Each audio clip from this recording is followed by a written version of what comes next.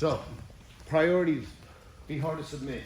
Meaning that you focus on defending, and even in the beginning when you roll with guys that you know they're gonna submit you and dominate you and all that kind of stuff, you're able to at least fight them off so that at some point you understand that your progression is measured by how often that same person submits you, so that if they're submitting you 4 or 5 times in a round, and 3 months later they're submitting you 3 to 4 times in a round, that's an improvement.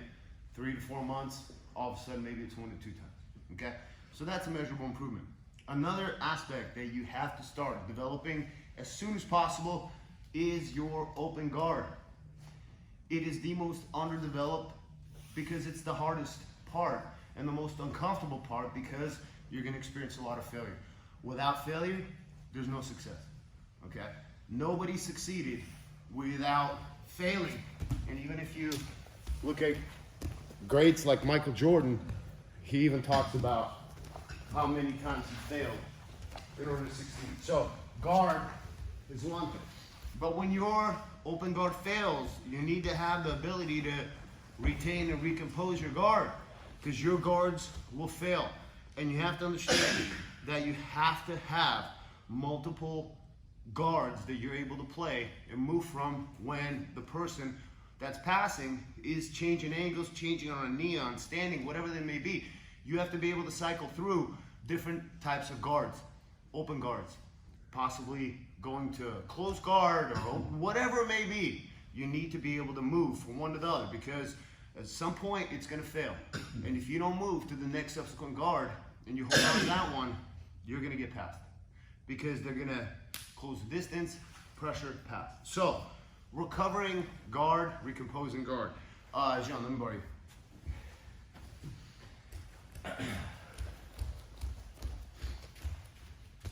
You have to think like this. His first priority is to get past the feet, the knees, to at least get to the hips and chest and control the head. So as he's doing this, my goal is to at least have 4 points of contact, whatever it may be, because whenever something floats, especially the feet, he can get past, yes. So now, let's say my shitty open guard failed, okay? Now, at some point, I have to now begin to create space, recompose, and take that space and create the obstacles, which are my knees and my feet. Because after he gets past the feet and the knees, then it's hands, then it's elbows.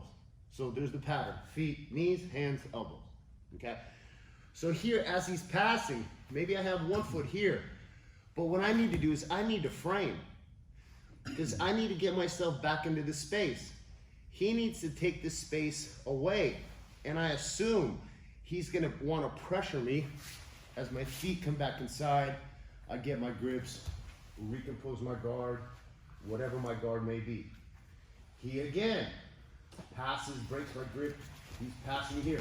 I need to frame, get my feet in, feet, grips, grips, grips, 4 points. He again keeps passing. If he goes this way, that's fine. He's here, I again frame.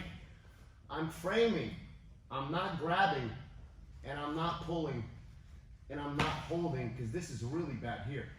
I'm framing, and I need to create space.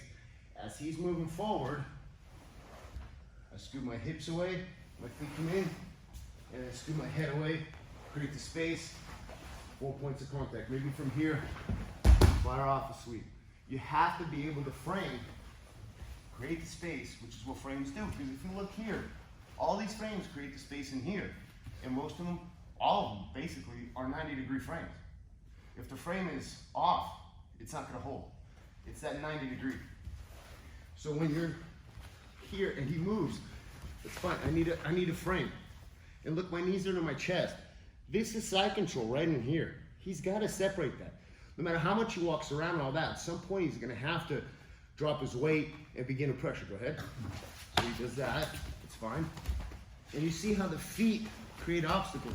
But what I'm doing with my hands is framing, because I know at some point, walk this way. His chest has to come down to pressure, because he needs to control me. So I create the frames. So as he's pressuring me, feet, hips, shoulder, keep advancing. I get my feet in, get in, open guard, okay? typically, what a good place to frame, and we're going to talk about today about framing, is as you're maybe even here, knees pressing into you here, like the frame on that shoulder, okay? Because this frame right here, I'm not grabbing, I'm just framing. Ideally, you want to get under the chin because he'll push into his own throat here. But I feel the pressure on my right shoulder. As long as I'm on my side, I can move laterally. The worst place for me to be is here, where now I'm pinning myself, okay? Even though that my elbow and knee are connected, I can't move laterally because, number one, he's pinning me and my frames are pinning me, okay? When you bench press, the whole reason why you're able to create the power up is because your back's on the mat. Try to bench press like this. Andrew, that'd be weird first, number one. Be like those videos in the gym where they're like guys looking around and all kinds of shit going on, okay? So look, so he's passing. Frame, feet, knees, and I'm already back in. He gets around even more. And again, just the frame right here on the shoulder. He goes around more. He's on his gas. Look.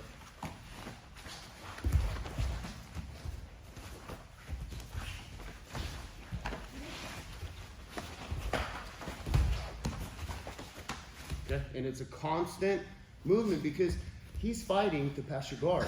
If you're not going to fight to retain the guard, recompose the guard, and then not only recompose the guard, but then begin to execute an open guard.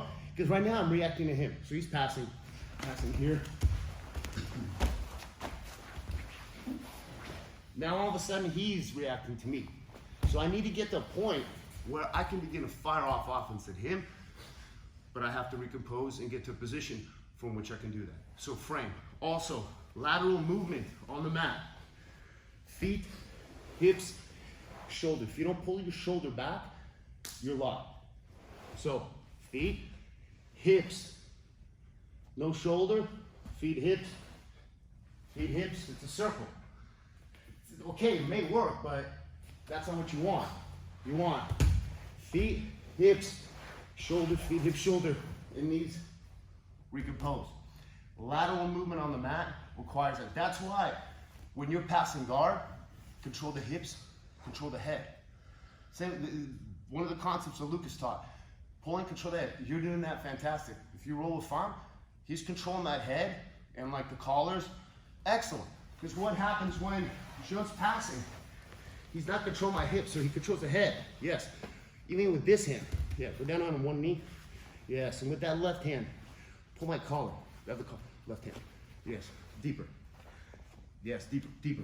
Yes, look, yeah, go ahead. See how much harder it is now for me to move? Okay, now I have to do something else in order to be able to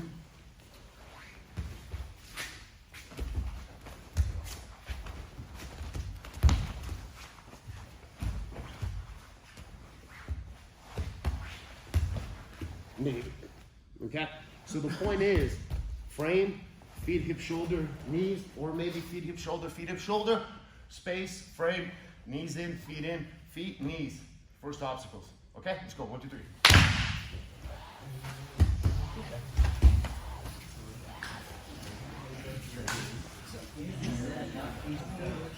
And yeah,